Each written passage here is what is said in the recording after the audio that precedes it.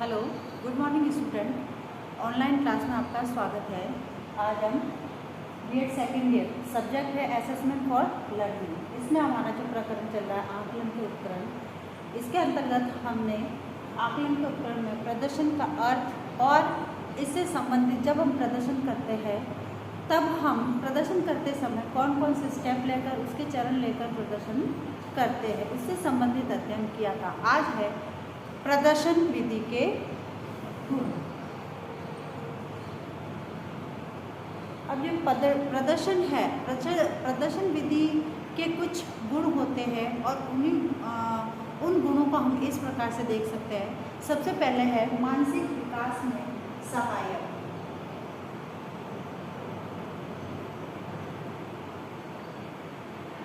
मानसिक विकास में सहायक। अब जब विद्यार्थियों के सामने कुछ भी प्रैक्टिकल अगर कार्य किया जाता है, उनके समक्ष किसी भी वस्तु को प्रदर्शित किया जाता है या प्रयोग किया जाता है, तो उस समय इस प्रदर्शन से संबंधित जो सामग्री है उसको विद्यार्थी ध्यानपूर्वक देखते हैं, जिससे कि उनके बारे में वह भली भांति सोच कर विचार करके उसका उचित परिणाम पर पहुंचते कि कौन कौन सी सामग्री ली है, किस प्रकार से प्रयोग किया गया है, इस प्रकार। क्योंकि जब प्रदर्शन करते हैं, शिक्षक जब प्रदर्शन करता है तो उस समय प्रत्यक्ष रूप से विद्यार्थी उस चीज़ को होते हुए देखते हैं। इससे जो है उन बालकों की निरीक्षण शक्ति, चिंतन शक्ति, तर्क शक्ति तथा विचार शक्ति और मानसिक शक्तियों को विकसित करने के पर्याप्त अवसर मिलते हैं। क्योंकि विद्यार्थी जब प्रैक्टिकल रूप से किसी भी कार्य को करते हुए या होते हुए देखते हैं तो उससे उनमें चिंतन शक्ति, तर्क शक्ति, विचार शक्ति यह सब विकसित होती है। उसके बाद दूसरा जो गुण है वह है स्पष्ट और स्थायी ज्ञान की प्राप्ति। स्पष्ट और स्थायी ज्ञान की प्राप्ति। अब दूसरा इसके माध्यम से जो है विद्यार्थियों को स्पष्ट और स्थायी ज्ञान की प्राप्ति होती है, क्योंकि इसमें विद्यार्थी प्रत्यक्ष रूप से उस चीज़ को होते हुए देखते हैं, इसलिए उनको स्पष्ट और स्थायी ज्ञान दिया जाता है। छात्र जब जिस क्रिया को या जिस प्रयोग को होते हुए देखते हैं तो उसके प्रत्येक भाग तथा कार्य को और विधि को ध्यानपूर्वक देखते हैं, जिससे कि उनकी मस्तिष्क पर दृढ़ विचार बनते हैं और उस चीज़ के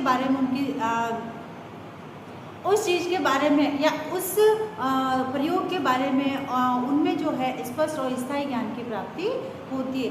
क्योंकि जब विद्यार्थी क्या होता है, स्वभाव से क्रियाशील होता है और जब वह क्रिया होते हुए देखता है या करते हुए देखता है तो उनमें जो है स्पष्ट तथा स्थायी ज्ञान प्राप्त होता है। फिर है सक्रिय वातावरण।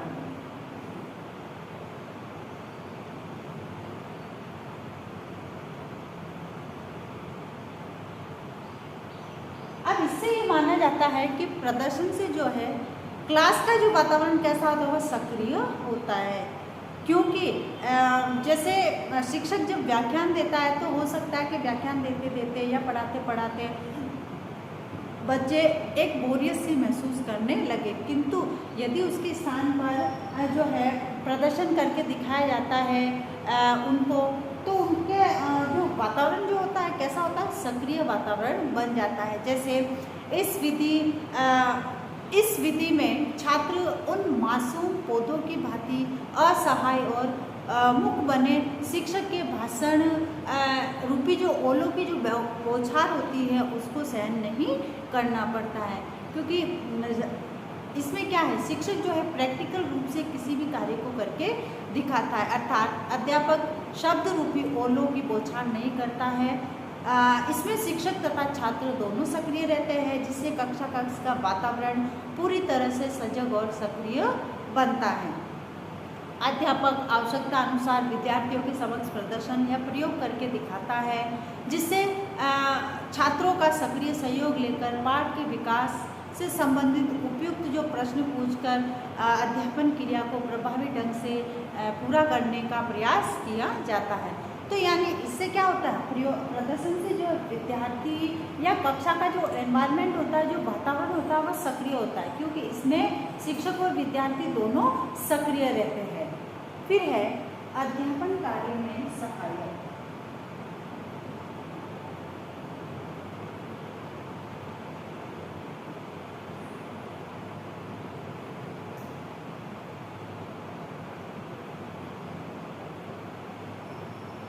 अध्यापन कार्य में सहायक यानी प्रत्येक अध्यापक ये चाहता है कि ये चाहता है और तथा उसकी आंतरिक इच्छा ये होती है कि उसके द्वारा जो किया गया जो कार्य है, जो शिक्षण कार्य है, वह प्रभावी हो तथा छात्रों के लिए रुचिकर हो, उपयोगी हो, सहजता से वह ग्रहण करने योग्य हो। यानी शिक्षक का क्या एक एम होता है कि मैं जो पढ़ा रहा हूँ वह विद्यार्थियों के लिए रुचिकर हो, उससे विद्यार्थी ठीक तरीके से सीख सके, ग्रहण कर सके तथा उनके लिए उपयोगी सिद्ध होना चाहिए। और इस विधि द्वारा जब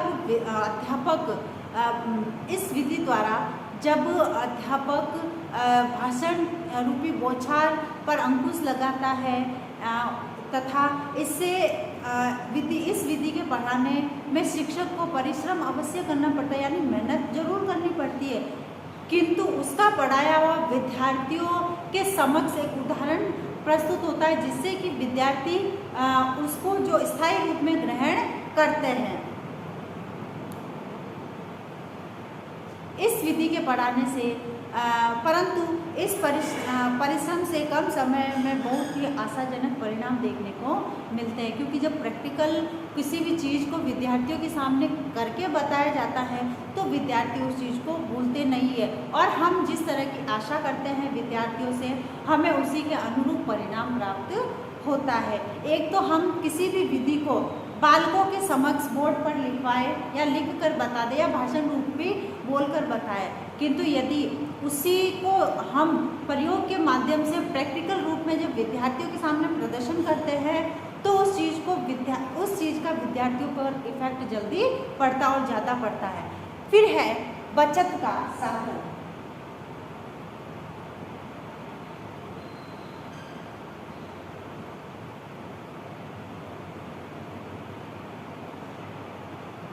अब है भारतीय परिवेश में विद्यालयों में छात्रों को स्वयं प्रयोग द्वारा वस्तु का ज्ञान प्राप्त करने के अवसर देना कठिन होता है, इसलिए वर्तमान परिस्थितियों में ऐसी विधियों अधिक उपयोगी मानी गई है जिसमें सीमित साधनों द्वारा विद्यार्थियों को अधिक से अधिक ज्ञान प्रदान किया जा सकता है। और इस विधि द्वारा या प्रदर्शन द्वारा विद्यार्थियों को कम खर्च में प्रत्यक्ष रूप से विद्यार्थियों को देखने, सुनने और प्रदर्शन कार्य में सहायता करके प्रत्यक्ष अनुभव के अवसर उनको प्रदान किए जाते हैं। यानी प्रदर्शन के माध्यम से जो है विद्यार्थियों के समक्ष कम खर्च में हम किसी भी प्रदर्शन को दिखा सकते हैं, जिससे कि विद्यार्थी उसको देखते हैं, सुनते हैं और प्रदर्शन करते समय प्रत्यक्ष रूप से उस चीज़ का अनुभव करते हैं, जिससे कि उनको अपने शिक्षण कार्य को बेहतर बनाने के अवसर प्राप्त होते हैं। इससे शिक्षक विद्यार्थियों के सामने जब प्रदर्शन करके दिखाता है तो उससे जो आशा होती है विद्यार्थियों से, जो वो आशा करता है उसी आशा के अनुरूप उसे परिणाम भी प्राप्त होते हैं। तो इस प्रकार से ये जो प्रदर्शन है, आकलन का जो उपकरण प्रदर्शन है, यह विद्यार्थियों के लिए अत्यंत उपयोगी माना जाता है, क्योंकि इसके माध्यम से जो है विद्यार्थी किसी भी चीज़ को होते हुए देखते हैं, खुद भी क्रियाशील रहते हैं और साथ साथ शिक्षक भी क्रियाशील रहता है। इसमें जो है शिक्षक तथा विद्यार्थी दोनों की भागीदारी बराबरी की होती है। इससे विद्यार्थियों में तर्क शक्ति है, चिंतन शक्ति, उसका विकास होता है। तो इस प्रकार से जो प्रदर्शन विधि है वह विद्यार्थियों के लिए उपयोगी तथा गुणकारी भी मानी जाती है। अब इससे संबंधित इसके जो हानि है, जो दोष है, उन दोषों का हम अपने नेक्स्ट वीडियो में अध्ययन करेंगे। अब आज इससे संबंधित आपका आज का गृह कार्य है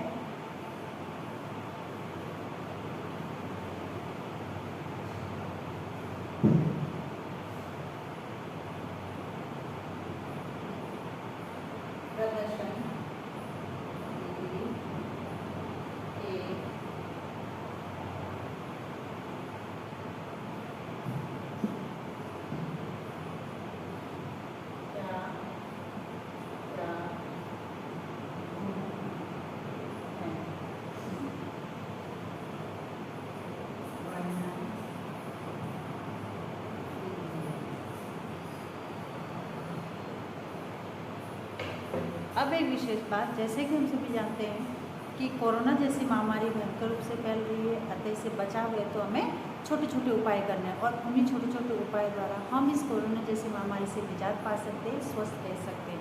जैसे हाथों को सैनिटाइज करें, मुंह पर मास्क लगाएं और सोशल डिस्टेंस का ध्यान रखें। इन उपायों द्वारा हम इस कोरोना जैसी महामारी से निजात पा सकते हैं, स्वस्थ रहे, सुरक्षित रहे। धन्यवाद।